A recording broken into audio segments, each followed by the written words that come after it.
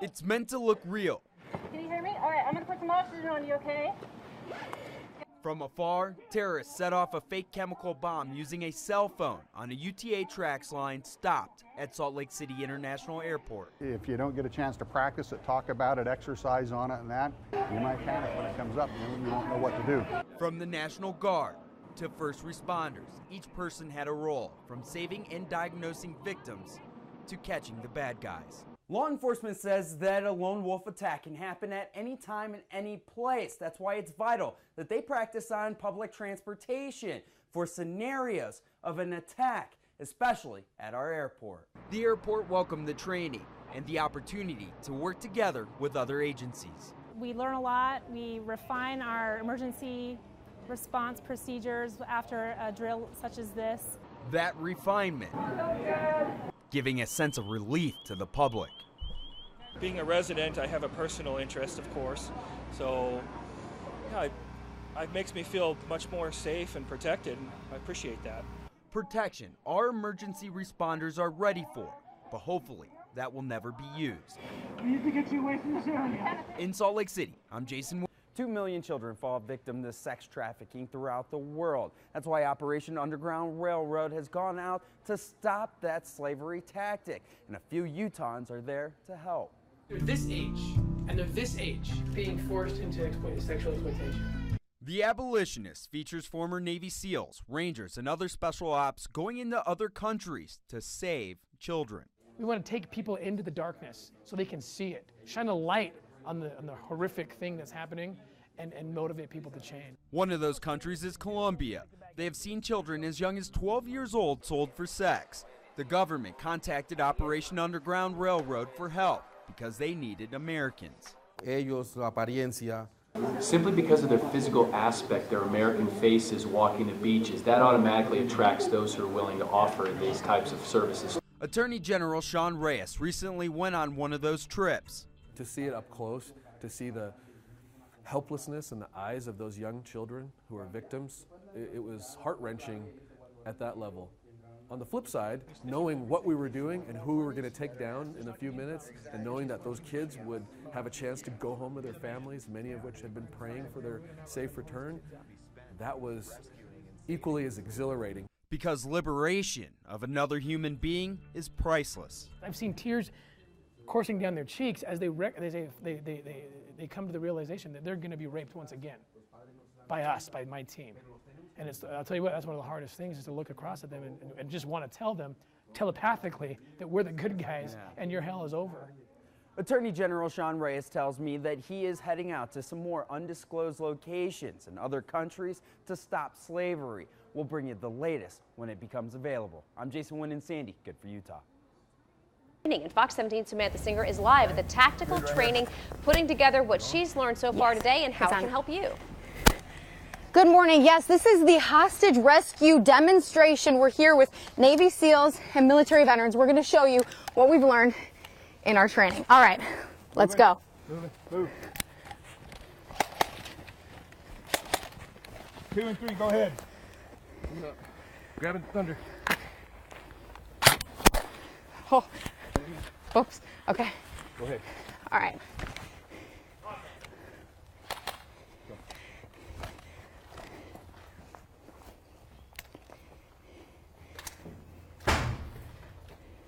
Go.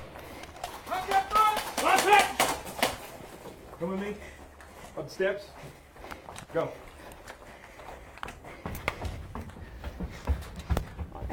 Ready? I have to look up. Okay. Mirror out of clear corners. Go. Okay. Oh yeah, clear this corner. Yep. We did this earlier. Okay. Clear this one. Okay. All right. We got 2 hostages. 3 and 4. Get the hostages. All right. Turn around. Come on, man. Okay.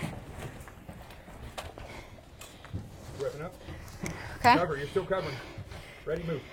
Okay. Taking the hostage down.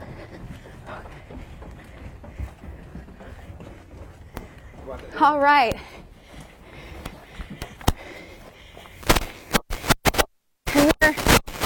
Good. We're safe. All right. Okay.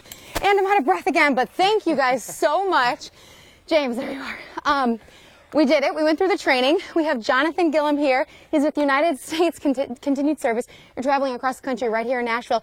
This weekend, people can go through this training. We did the weapons training. We did the hostage rescue. That's right. It's all, what is it for? What do you hope people get from this?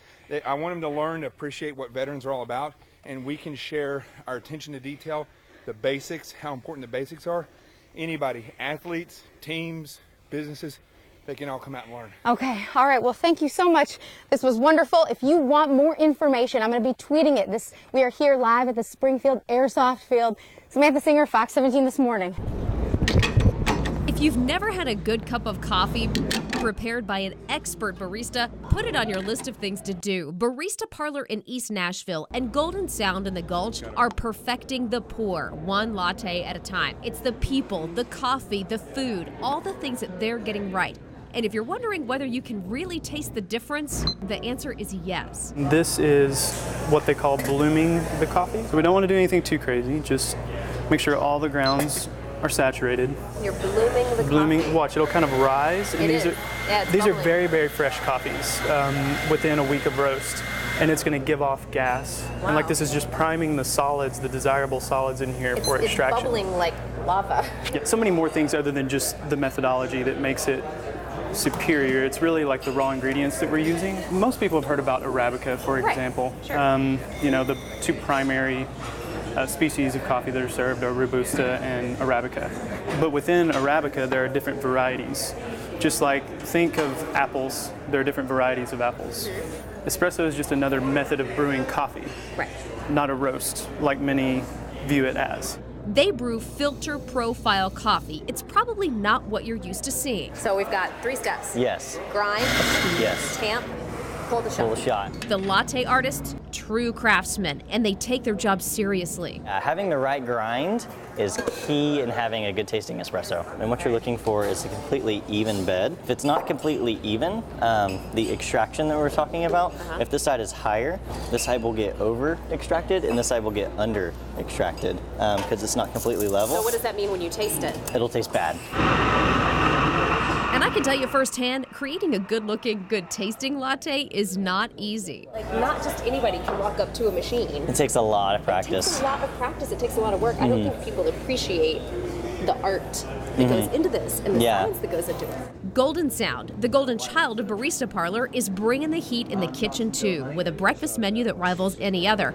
And I can say that because my photographer and I ordered breakfast. It was amazing. It's not something just straight out of a jar. It's something that we've really toiled over and had a good time making. And you can really, I think, it's a reflection of that in every biscuit, every plate of food that comes out. Regional farmers and their own canned goods put a spin on Southern classics here. The kind of place where you actually sit beside people and get to know your neighbor. The kind of place where you can drink the coffee black, even if you're like me and you've never done that before. The kind of place with the kind of people who make Nashville one of the best coffee cities in the country.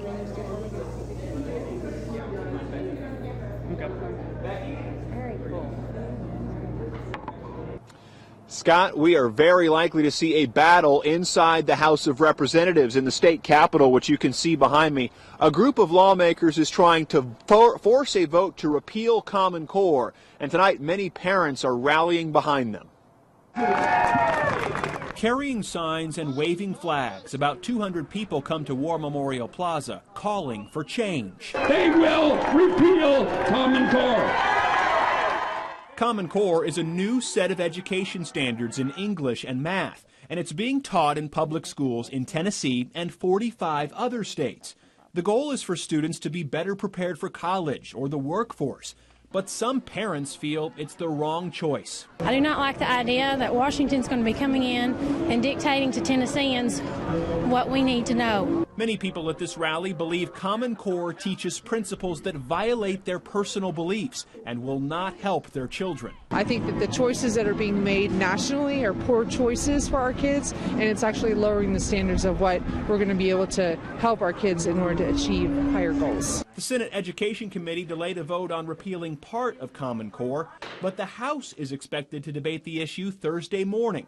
Supporters of the standards like teacher Casey Jones are coming to its defense. It's so that we can say, look at our students and see what they can do, and they can compete on any market, anywhere, at any level. Jones says Common Core will help students compete with others around the country, But some parents believe a national program is not the right answer for Tennessee. Those of us who've been there, who see the work coming home, we're saying it's time for a war on core. Common Core has opponents on both the Democrat and Republican side of the aisle. They will all come together tomorrow morning at 9 a.m. to try to repeal these standards in Tennessee. Live outside the state capitol, John Dunn, Fox 17 News. He just looks amazing. 3-year-old Mason Carney looks like your typical toddler, shyly hugging his mom and pointing at planes flying overhead. There's a big bed laying right there. That's where you were when you were sick. Yeah. Remember when you got in the car accident with your daddy? Yeah, you were pretty sick. I mean, that's the two biggest things for kids is that. But you're doing great now. He still has a long road to recovery after the accident in February left him with serious injuries. It was evening of a 24-hour shift. It was just after dark. Life Flight nurses Kathy and Kirk lifted from Smyrna and prepared to land at Christiana Middle School. By the time we got to the end of the runway, we could see the lights where the traffic was backed up on Highway 231. So we could aim right toward that and be able to respond pretty quickly. We were struck in the rear by a vehicle behind us, and my son was ejected from the car. When we got there, he was still in his car seat. He was on his side, and he was approximately 30 to 40 feet from the car itself. The seatbelt restraining Mason's car seat was severed when Mason's dad, Josh Carney, was rear-ended on Highway 231, tossing Mason from the car. I said, well, what vehicle was he in? And then that's when I looked up and I saw the picture of the car, and there wasn't much car left. I remember Patrick walking around the ambulance door and telling me that he was going to treat my son like it was his own. And I put a lot of trust and faith in him at that moment. Patrick did just that, preparing Mason for the Life Flight trip to the Children's Hospital at Vanderbilt. They had done everything perfectly before we got there. They had IVs in place. They had supported his airway. So we were able to get in and put in a breathing tube. Many times, that's where the story ends for the first responders, not knowing the full outcome of their efforts. But the Carneys surprised their lifesavers with a visit to share their gratitude. Today, coming to meet the emergency workers, you just feel like you can't thank somebody enough for being there for a family member when their life is in danger. Seeing him walking around, especially without his halo device that helps keep his neck straight, him talking and smiling and waving at us, that was something special. We train so that we can be there for people like Mason. That's why we do what we do, so that children or anybody that's in an accident or a medical problem can have another chance at life. Hello, Graham. Bo, you just got a new nickname. Now where can you go to see country music stars? It's what we all come to Nashville for. There's no other place quite like it. Every year, more than 12 million people from around the world make their way to Music City. During their stay, each visitor spends an average of $377, racking up a grand total of $4.6 billion annually. It's what makes Nashville one of the top tourist destinations in the South. When you don't have a theme park, gaming, beach, mountains, or high commercial traffic, you got to go with, for us it's music and authenticity, and that means the character of the small businesses and the, locally owned.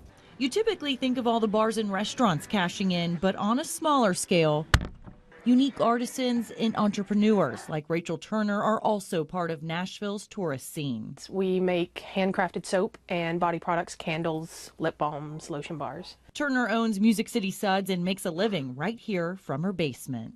I didn't go into it thinking I'm going to get in every big box store in the country.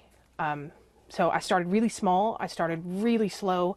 We're 5 years later and we just got our first employee. This mother and daughter duo, Robin and Lee, work from their home too, making jewelry, but they're doing it with a Nashville twist. Everything you see here is made by hand and made completely out of guitar strings. I do think there's a big movement now. People like the smaller, more localized, unique things. So I think that's helping. And right now they need all the help they can get. Both of these homegrown small businesses sell their original products in local gift shops everywhere. But look what they're up against. All of this mass-made merchandise. Do people really buy this stuff? Yeah. Do they really? They'll buy it and they'll put it on like as soon as they walk out, or sometimes we've even had people change in here. It's pretty wild. So. There are a dime a dozen souvenir shops on street corners. Everywhere you look, Nashville plastered all over T-shirts, trinkets, and souvenirs. But if you look closer, the labels tell a different story. Now, how much of this stuff is actually made in the United States, do you know? It's very slim. A lot of stuff that I've seen and looked through, it's a lot of China. But that's almost like any gift shop that you go into nowadays. Made in China, Canada, Mexico, the Philippines, the list goes on and on. But standing out from the crowd, the makers of this T-shirt and the man behind it. Ryan Shell, he's completely rebelled against company outsourcing and has built his business around that philosophy. Shell's company, The Home Tee, sells customized state T-shirts in stores across America. It's an effort Shell hopes will eventually catch on to support the economy and keep jobs local. It does become challenging when someone will say something like, well, your product is a few dollars more, and they'll kind of haggle you over that. But people don't understand the difference. All of our products are touched by other small businesses. And it just, it starts, we'll call it a small family that just starts to spread out. We talked to some of the visitors who keep these gift shops in business, and most of them said they wouldn't mind paying a few extra bucks to keep business here in the States. I pay the extra money for Made in the USA. Because we're proud to be Americans and we need to support ourselves and support our economy. And we make a better product. So is it a trend that will ever catch on? The folks who oversee Nashville tourism sure hope so. We haven't cornered the market on it yet. We still have some merch that it's made overseas, but every day we're getting better at it and closer to the offerings that say, this is Nashville. For the sake of small businesses, it would keep them from being outnumbered, outpriced, and overlooked. We don't want to be multimillionaires. We want to make a comfortable life for ourselves here. And the way we do that is by focusing on Nashville. We don't need to outsource to China. We don't need a call center in India. We'll never need that. So take note next time you take a little Tennessee home with you. You might want to check to see if what you're really buying is a Tennessee product or not. Megan O'Halloran, Fox 17 News.